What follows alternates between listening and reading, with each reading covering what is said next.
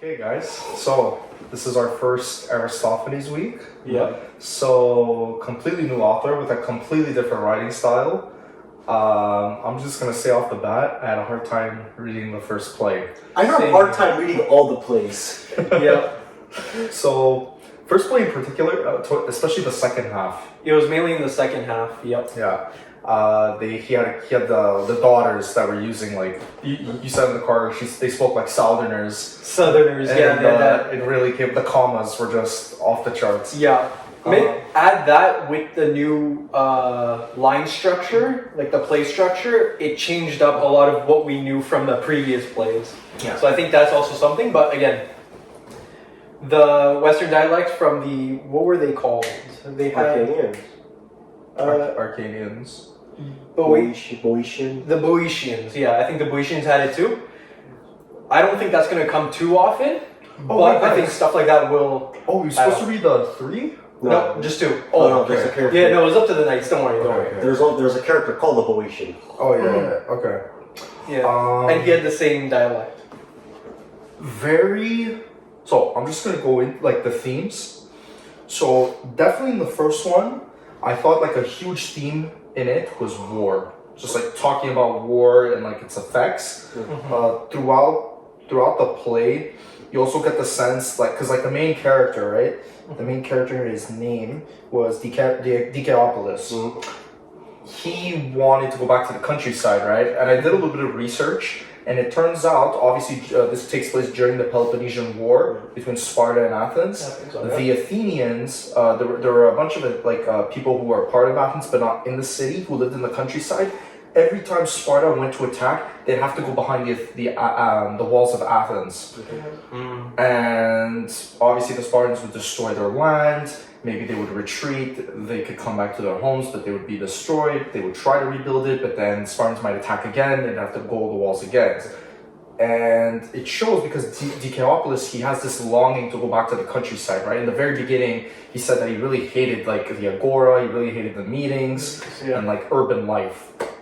So you get that in a sense here, but also everyone he interacts with is like also outside, pretty much from outside the walls. Yes. Yeah. And they're all fucking poor. Yes. Yeah. Yes. Aristophanes makes sure to portray some people in a bad light in this one. Euripides, he wants to go get a costume, and I think he derogatory put down some of his plays at the same time.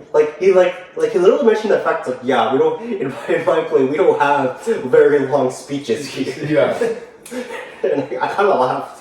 Well, obviously, this is clearly satire. We saw that at the very beginning of the play with like the treaty smelling, right? So also the absurdity of him getting a 30-year treaty with Sparta just on a whim. And then this is pissing off the Archanians, the old guard, the veterans of the war, because it feels like all their contributions and everything that the Spartans did to them is like nothing now. Yeah. So they're pissed off at Dikeopolis. But then what's his face shows up? Lamachus, something like that. Yeah, Lamachus. He's like a general, right? And He pretty much decides to like fight to go to war with them, basically. but I got that Aristophanes was criticizing just like abuse of power. I found.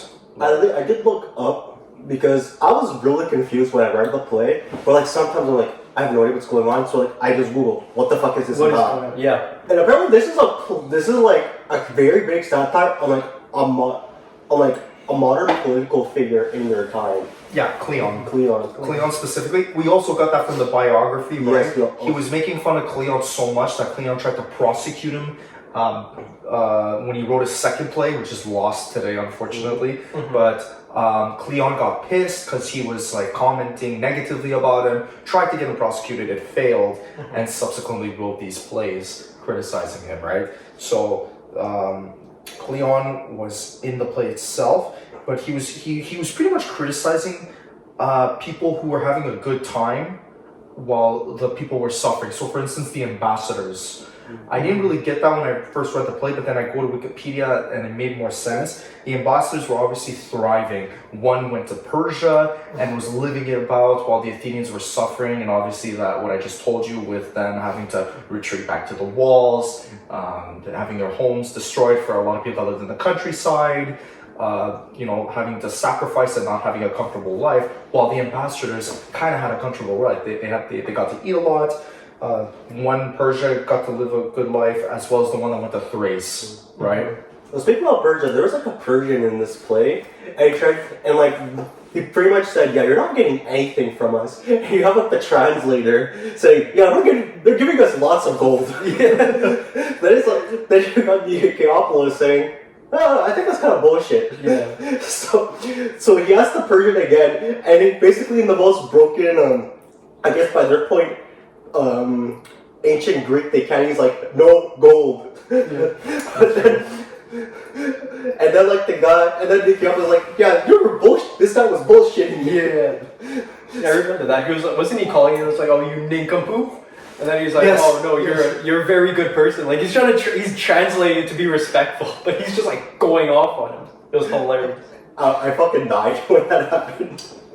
Also, like throughout the play, we got the sense that Lamachus was a privileged person, and as things became difficult in Athens because of the war, they were able to get out.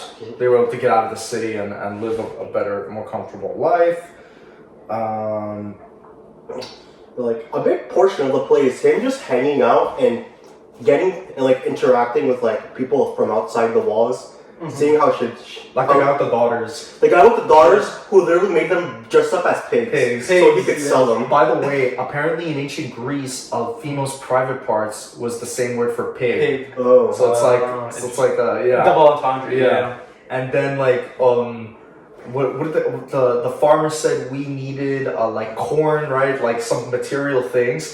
And Dikeopolis is like actually in Athens we're known for our sycophants. Would you like one? And then a sycophant comes. The sycophant is like criticizing the daughters or like the whole thing, and then they just put him in the clay pot, right? They put him in a clay vase, and they give it to him, and he gets his daughters. Like yeah. And at some point, like you have like this young guy who keeps getting order from Lamachus, and every time Lamachus gives an order, the Dikeopolis gives him like the opposite order. The story's the end with the boy. And then like it was the guy was like clearly mocking Lamachus, but it was like it just kept going, and I kind of found it funny. So two heralds arrived towards the end, right? One was calling Lamachus to go fight, another was calling Dikeopolis to eat dinner, right? And that's why they were all, and that's like the funny part at the end where Lamachus is saying, "Give me my spear, give me my shield," and Dikeopolis is like, "Give me this for dinner, give me that," right? And obviously the end, Dikeopolis has two girls, one on each side, he's drunk off his ass. Lamachus is like in pain, and everyone's celebrating, except Lamachus. It just felt like very, I don't know if Monty Python or like modern comedians got it, like could trace that type of comedy back to Aristophanes, but it felt like the ridiculousness kind of felt like Monty Python a little bit. Yeah, I thought there was like a lot of wackiness in that way, and as you're mentioning that interaction, it's almost like a comparison, right? Where like you've got the war heavy side of Athens, and then you've got the more fun side, and then like as it's going on, you see like the difference between the two. Not gonna lie, I feel like you could like put this entire play, obviously modernized, in like a South Park episode. It would kind of fit in. It would kind of fit in, yeah. Yeah. Like I'm surprised this play was like actually funny, you know. Especially the beginning with like the tree smelling. The tree. Well, for me, it was like he kept asking something from Euripides. He's like, "I swear this is the last one." Then immediately afterwards, he kept asking for another thing. The translation, or like the diplomacy, was 10 out of 10. But I do like it how like if you know. Because like he literally shit talks Ascalus in this play as well. Where? Or was it in the next one? I know in one of these plays he just shit talks like his contemporary playwrights. Yeah, he brings them Guys, did I understand it correctly, or was he shit talking Euripides? He did shit talk Euripides. I think at one point he said, "We'll use one of your plays as like rags." something like that. Maybe I misread it, but like I like putting down Euripides. Thucydides is mentioned in this play. Yeah, I was surprised. I didn't really understand how he was portraying Thucydides when I first read it, so I went to Wikipedia for the analysis, portraying him as somebody who got prosecuted by Cleon unjustifiably. So somebody was an innocent victim in that regard. So that's how he portrays Thucydides, which is interesting, right? And obviously, you know, his hatred for Cleon is shown in this play. Like he even like I heard funny how like sometimes he just stops the play to like shit talk Cleon and then continues the play. I think was it at the Knights or this one where it said you don't need a mask to know who's about to come onto the stage, and it's like a character that's based on Cleon. I think that's the Knights. Okay. Yeah. Dicæopolis is obviously then meant to represent Aristophanes in a way. So it's interesting how he doesn't blame like the foreigners from like other Greek city-states for the war. He's really putting it on the political leaders of Athens for how they're handling this, and shit talks the ambassadors, pretty much the current government, and how he thinks they're mistreating the Athenian people, which is really, really interesting. I'm pretty sure it's because maybe historically the Athenians were actually wrong in the war. I'm pretty sure they're the ones who started it, I think. When we read Thucydides, we're definitely going to get a sense. Well, obviously, because it's just Thucydides, right? Just because Thucydides wrote it doesn't mean it's like the objective thing. But we're definitely going to see how Thucydides details the events. And then from then on, we can even base it off what Aristophanes says. And we obviously know that Aristophanes isn't shit-talking Thucydides. He's portraying him as a guy that was wrongfully prosecuted by Cleon. Yeah. So definitely no bad nature there. So I don't know. We'll see something. We might be able to see something. But like, isn't it because I'm pretty sure it's not just me, but like, I feel like it's like it's kind of hard to understand some parts because we actually don't know the contemporary political scene at that time. I feel like if we did know it, we would probably enjoy the play more. Yeah, I do agree. I think a lot of these plays, they focus more on what's going on in the present. So, like, even nowadays, if you were to, like, we look at some movies back in the day, a lot of them were based on war, anti-war, and that's because that's how the political climate was. Nowadays, we don't have as much as that. So then there are some subjects where it's based on references. But I think an even better comparison would be SNL. SNL's comedy, and it's always based on current events. If we were to pop in things from the 70s, we wouldn't be able to get it because it's not even just like presidential figures, which we might be able to understand. It's like scandals that might have happened at that time. Celebrity figures, maybe something that someone said. We completely forgot now. Exactly. It would be like in like maybe 30 years from now, people mentioning the OJ case or something, when it's probably not going to be that relevant. Somebody might have one-upped maybe Travis Kelce, Taylor Swift. Yeah, they do a sketch on that, and then like 30 years down the road, they're like, "What is this? This is not funny," because it's meant to go with the times. Which is why, guys, I support any type of analysis you do outside the play. I tried to find YouTube videos on it, couldn't really find any good ones, but I definitely use like Wikipedia. Because like these ones require like a knowledge of that time to like realize it. Even though I did find it still very funny sometimes. So the two big themes I saw in this play was the war, and specifically like tyranny, criticizing political leaders and how they mishandled the war and mishandled their citizens.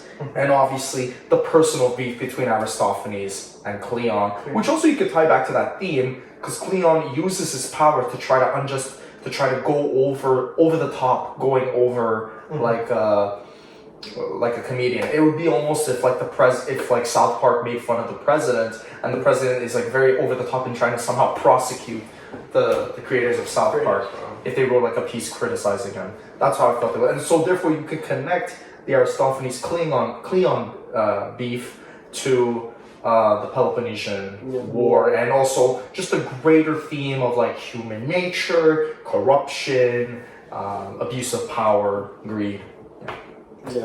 So I did want to bring one thing up. As we've discussed, Aristophanes, he does make fun of Aeschylus and Euripides a decent amount. I wonder why that is. Because I wonder if it's just like, like a playful banter type of thing, or if it's like, let me criticize yourself. I did read about it, and from what I've heard is that Euripides is like, he didn't really talk about like contemporary issues that much, while Aristophanes is like blatantly a lot.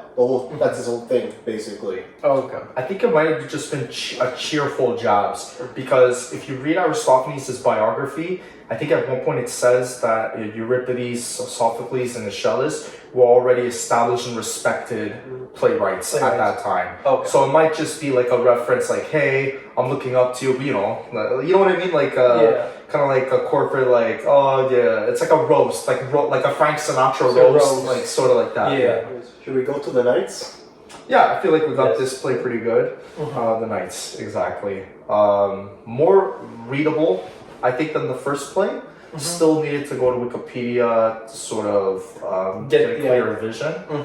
I'll let you guys take it. Okay, so the premise is fucking weird, which is a sausage seller becoming the king of Athens, basically. Becoming like the power broker in Athens. So like, I just found it so funny and dumb how like it basically chose him like. You have like a bunch of people saying, "Man, this guy sucks," like what's in that guy? The guy's name, Paphlon. How do you pronounce it? Paphlon. Hold on. Paphlagon. Paphlagon. Yeah. So like you have like everyone hating Paphlagon. Then like in like, I feel like this has to be intentional. Where like it basically feels like a Greek prophecy, where like in like Zeus, like Zeus's origin story is like, oh yeah, like Cronus, your son's gonna beat you, he's gonna take you over or something, and it feels like this leather seller is gonna take a beating by a sausage seller. Which I think that's Aristophanes' way of saying, look how low our standards are for ruling. Our rulers are terrible. That even even a sausage seller could become like the ruler. Would be better than the Athens. current leader. Yeah. Or be like would be seen as like competent. Like that's the state of Athens today. Sure. That even a sausage seller could be, because obviously Paphlagon is supposed to be Cleon. Yeah. And the sausage seller, not supposed to be anybody in particular, I think. He's not even given a name until like almost the very end of the play. Yes. True, they only mention him by name near the end. Demosthenes and Nicias, they were slaves of Demus. Everyone's a slave of Demus, pretty much. But Demosthenes and Nicias were actual living people. They were generals for Athens in the Peloponnesian War. And what I found really, really interesting and a huge theme in the play is how they criticized Paphlagon for using the war to basically have corruption and decadence in his favor and for his allies at the expense of the Athenian people. And the sausage seller brings this up to Demus in like one of the arguments. In the arguments. Well, at the very end, he's like, okay, here's the biggest difference. Well, look what's in my bag and what's in his bag. They look what's in his bag, and in the sausage seller's bag, there's nothing in there because he gave Demus everything he had. When he looked at Paphlagon's bag, there's a lot more than what he gave. So that's like the big argument. He's like, hey, I'll give everything I have. He won't, And the sausage seller's like, he didn't even give you the best piece of like the cheesecake or the, like, I forgot it was like a certain cake. He didn't give you the best piece, by the way. And I just found it. The competitions were hilarious. Yeah. There was one, like the final one where it's like steal the most shit to bring to me, and then there was like the one before, like where they're just saying like the best prophecies about Demus, like they're just trying to like flatter the hell out of the guys. Yeah. So like you have Paphlagon saying something, and then the sausage seller's just like the sausage seller just one-upping him. Like every time, he just waits and then does something better. You know what's like, and maybe like Aristophanes is trying to say that Cleon's like a retard, is that when Paphlagon's like, okay, there's this prophecy of this sausage seller that's gonna overtake me, but he has certain characteristics and qualities. Let's see if you got him. Do you have this? Yes. You have this? Yes. This? Yes. This? shit. The guy could have just easily just lied. Yeah. Like, He's like, oh no, I am undone. Yeah. like straight up, like it's like the most serious thing, like something you'd hear your inner Euripides play, you know. he just portrays him as like this whiny like bitch. Yeah. And like they get the knights on his side on their side very early on. He's like, oh fuck the knights, I gotta go to like the elders, and he was trying to like smooth talk the elders, and then he was trying to obviously smooth talk Demis and the sausage seller. Although the sausage seller was also trying to say like he was a better thief than Paphlagon. I felt like he was trying to say numerous times, because there were like instances where he was bragging about like that he was stealing, or that he a good thief. I don't know. I think like this is just mostly like a satire on the politics of like their modern times. And strange enough, I kind of feel like this could also be written today. Yeah. Obviously not one to one, but like, yeah, I can see it like still applying today, you know? Do you know why, Paul? You know why you feel like it could be said today? Because I think Aristophanes was a huge theme in his play was like abuse of power. He was accusing Paphlagon and people like close to him of using the war to their own benefits. Specifically, I'll get back to that. Keep talking. So one thing I found interesting, we had discussed the absurdity of the prophecy. I wonder if that's also, you could argue it's a criticism of the, prophecies that we've seen in the past, where he comes up with like an exaggerated, a sausage seller is going to become the new king of Athens. Maybe to like show, this is a bit weird, like how we follow the ideas. It's very weird. And like I find it funny how like at the very start of the play, they're like, "Oh, you're gonna be our new king." He's like, "What? What? Excuse me?" Yeah, he's just walking around with like was it the mobile kitchen? Yeah. Like, I'm just selling sausages. What are you talking about? He's like, "Yes, you're the chosen one." This was sorry, got it. This was the debate on the Pnyx, which is like the like bench full of rocks, like it's like a small little stump of rocks that you stand up on to make speeches. So the sausage seller, he was making accusations. He was saying that in front of Demas, he was saying Cleon is indifferent to the wartime suffering of the ordinary people. He's used the war as an opportunity for corruption. And yeah, he prolongs the war out of fear that he'll be prosecuted or arrested for what he did during the war. So he doesn't want there to be like peacetime. He wants to prolong it. Yeah. Almost like what I said, like a pretty vague, but anyway, yeah. Like, I'm pretty sure, like, and the reason I think it could be made today is that the problems that affected them are like pretty much the same problems that affected us, obviously in a different way, in a different scale, but like the core issue is kind of the same.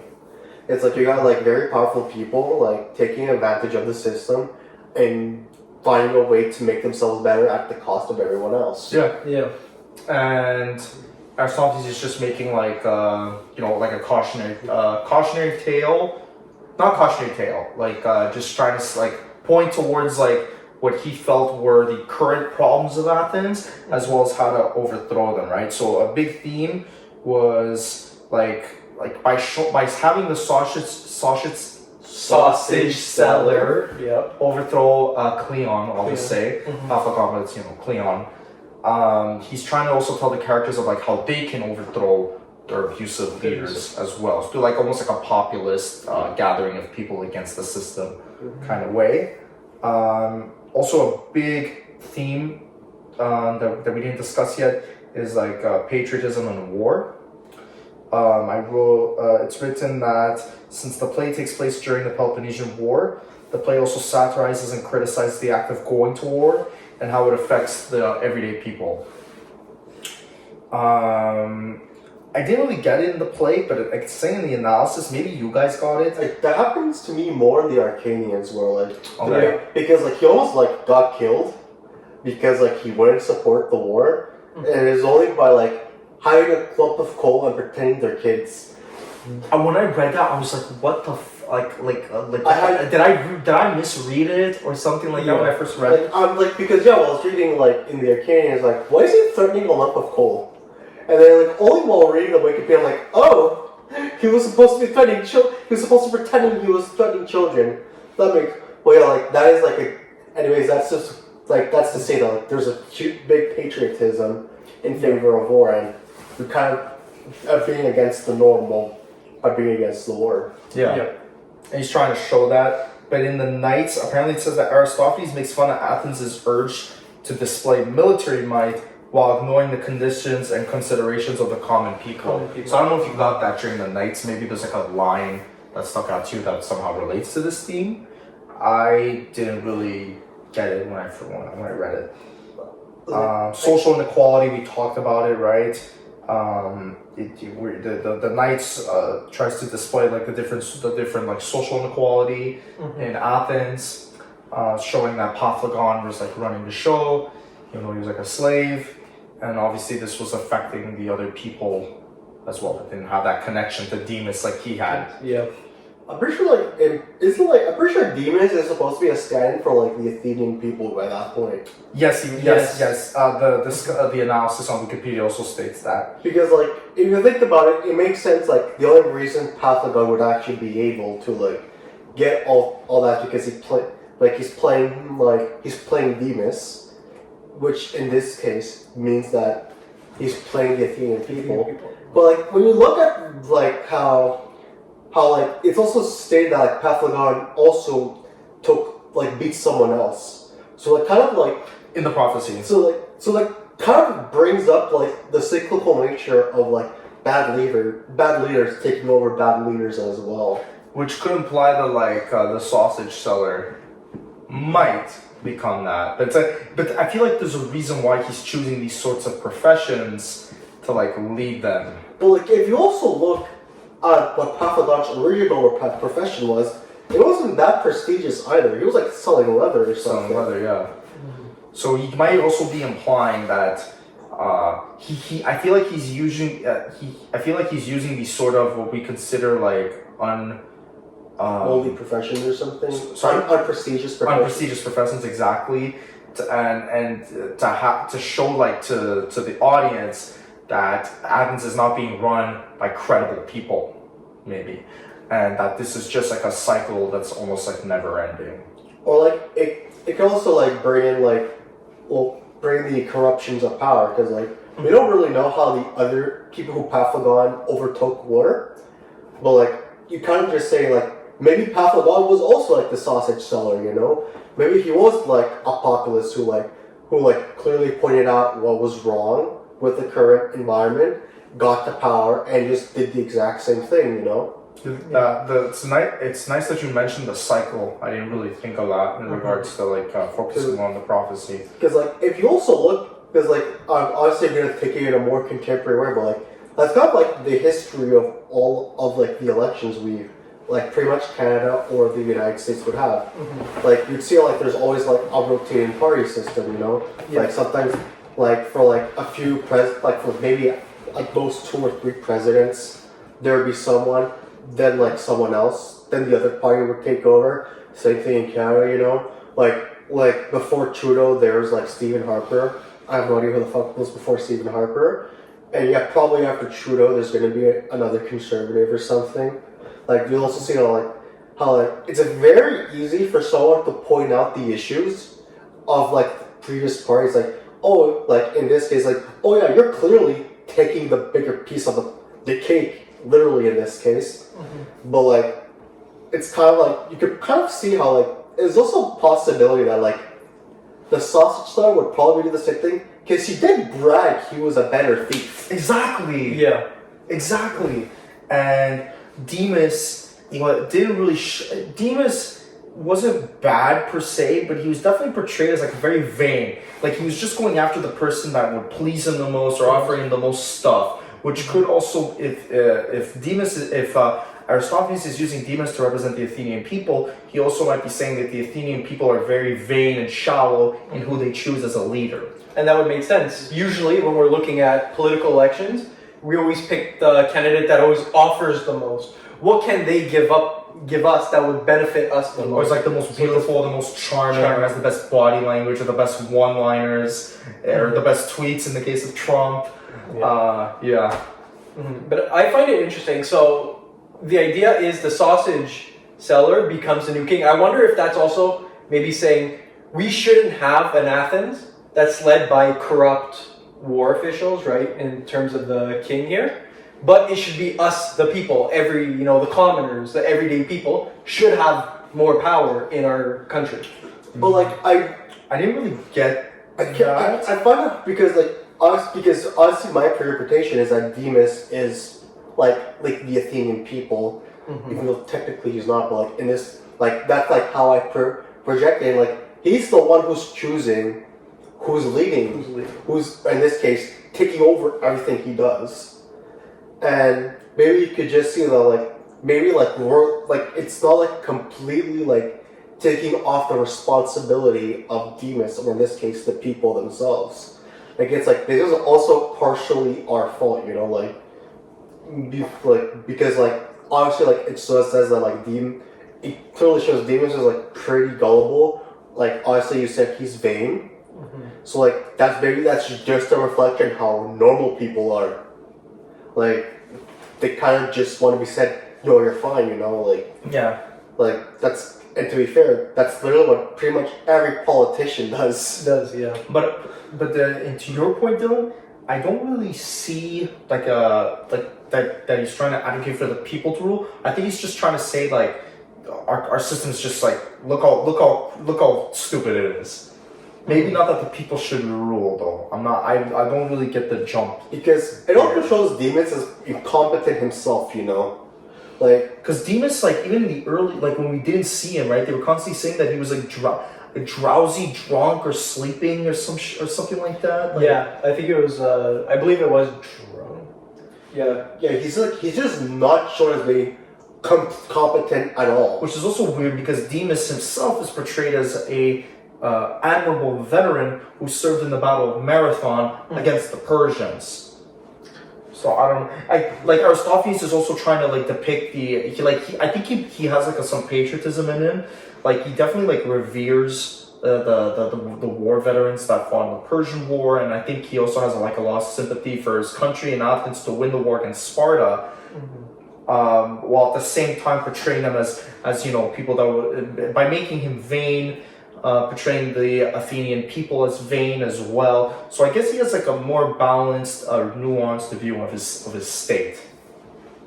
Sort of like that. Like he likes his state, and at the same, but can also point out its faults. Okay. And the faults within their own people. We see it in this play. We saw it with the Archanians. He's able to blame other Athenians instead of foreigners for as enemies. Am I the only one who thought of George Carlin's bit where he's like, "Hey, you have incapable, you have incapable, you have vain, you have really self-serving politicians, but we're America, we're filled with vain and self-serving people. So of course that's what you get." Yes. I know the bit you're talking about. Like I didn't honestly. I'm not saying correctly since I don't know it by heart. I think Paul was like, "Why are you surprised, guys? Like this is the best that we have to offer." I think this is the best America. This is the best. You thought we're gonna get like the best people. Like these are the best. Like when in regards to the politicians being picked to rule.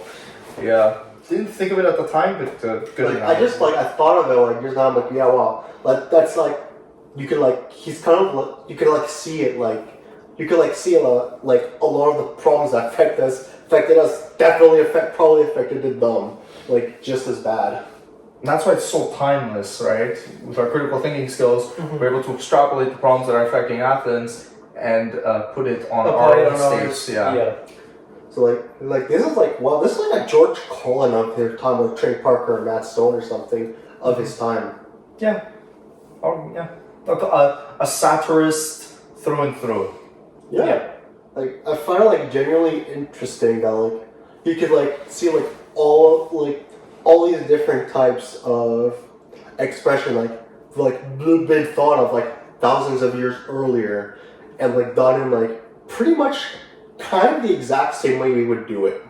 We would do it like if we were back then, if we had the same language the same way we grew up, probably someone else would probably write the exact same thing, It did seem like an absurd, like especially the Archanians and also the Knights to an extent, does seem like an absurdist like Monty Python movie or something with like something with like Craig Robinson and Seth Rogen. Like This Is the End, or like some like one of those absurd comedy movies. You could also bring that to mind a little bit, but it would be interesting in like the Western canon, Western literature, to see how Aristophanes influences other people who write comedies later on. So people like Shakespeare, the guy that wrote Gulliver's Travels, I think is like some satire.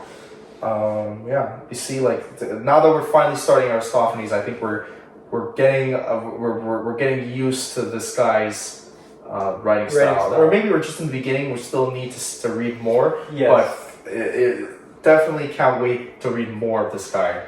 So after so much of Euripides, it's a breath of fresh air. Well, the thing is, we actually do have to think a lot more with Aristophanes, since you kind of need to know a bit about the contemporary situation. Yeah. So like, while the other ones, like you could just like, it's purely, a lot of it's like plot points or emotion. This is just like, let's just like point out what's wrong with the current society, and that would explain, because like society, like the problem of societies aren't guaranteed to go away, which would make sense. Why it's like, you can see how it's timeless. Yeah, you could see like how we could still find extremely relatable today. Yeah. Yeah. I mean, there's obviously the famous saying, history repeats itself. Like, time and time again, you think that something's new, but it's always happened in the past. So it is very easy. I will also say, I think with the past few authors, a lot of the main characters have been historical figures, right? Like Odysseus. We always go to like the Aristotle. Like, it's always big figures in like mythology, literature. Yeah. Yep, that is one of the gods. In this one, it's more new, fresh characters, I believe. We haven't seen them ever. And contemporary. And it focuses a lot more on contemporary, real-world stuff. So I think that's one thing we're also going to have to learn to get through. Yeah. Now, I think with Aristophanes, I'm definitely, before I read it, I'm definitely just going to look up like a little thing about the characters, if they're based on historical people, just to know a little bit before coming in. Some context will definitely matters, I think, with Aristophanes. Chances are, if there's an asshole, it's probably Cleon. Yeah. Like you guys said, like Aristophanes' his ability to combine like the current events of today, and this is why it's like a classic book, a time like Aristophanes' works I think are timeless. Is that not only is this guy from ancient Greece and establishes a tradition. And from the ancient Greeks, they established a lot of traditions in the Western canon that form the foundation of what we'll see later on. But also part of the so it's not just that they established something that's like a precedent. It's also the fact that they do it. That precedent is like really intelligent and cool. So the way he like satirizes politics and incorporates these huge themes, like you guys said, that will always be prevalent in our society. So talking about abuse of power, corruption, social inequality, war, and its effects, and stuff like that. I'm curious if other cultures had satirists, because I'm not sure other cultures would be so open to have satirists in their time. Definitely, if you ask, well, I got the sense when I was watching some YouTube videos from some scholars on the Western canon, is that Western society somehow evolved this ability to self-critique itself. And that's a little bit of like how we were able to progress, whereas certain civilizations didn't have that built into them. So as the West has like a tradition of like the great conversation, right? You're a big philosopher, or you're a big figure, you write a book, people might critique it during your life, but then after you pass away it becomes a classic. And like other people, like what I was talking about at the very beginning of this whole journey, like the upper class people of Europe, they would get this classical education, they would be exposed to these previous authors and then reference them, right? That's something that's like very Western in that regard. That throughout all these years in different, like the Greeks, Romans, and then modern Europe, were able to reference these other people, even though they spoke different languages and from different countries. They were all part of like the Western civilization, right, canon. And I don't think that's something that's prevalent that was prevalent in like other societies. Not to mean to put them down. I'm not trying to like Eurocentrize, make everything Eurocentric. Yeah. It's just that's like a huge difference that I think scholars have noted between Western civilization and everybody else. Well, yeah, I'm just curious, like if there's like any other cultures that like also like have like their own independent like form of satire, because like again, the satire here is like very Western type, like, And familiar. it's like, yeah, it's a very familiar satire. This feels like modern day satire, just 2,000 years ago. Anything else you guys want to add that popped up to you that you guys didn't get a chance to say yet? I think I got everything I wanted to say out. I'll read more about the old comedy theme, like the way old comedy is done, because Aristophanes is apparently he was a proponent of old comedy, a founder of this genre called old comedy. So I'll look more into that. I believe at the end of the nights, doesn't the old king become the sausage seller? Yeah, I felt like that was a funny point, how he became the fool. he became the actual in the king. end. Oh no! No, the sausage seller became the Half of king, them became a and sausage he became a sausage seller. So I wonder if that's more to add on to the making fun of him, making him the fool. Yeah, definitely.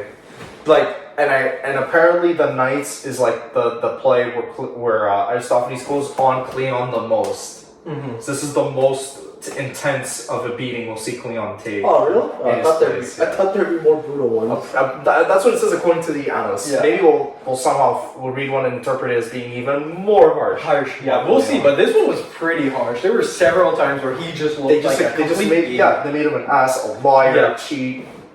Yeah.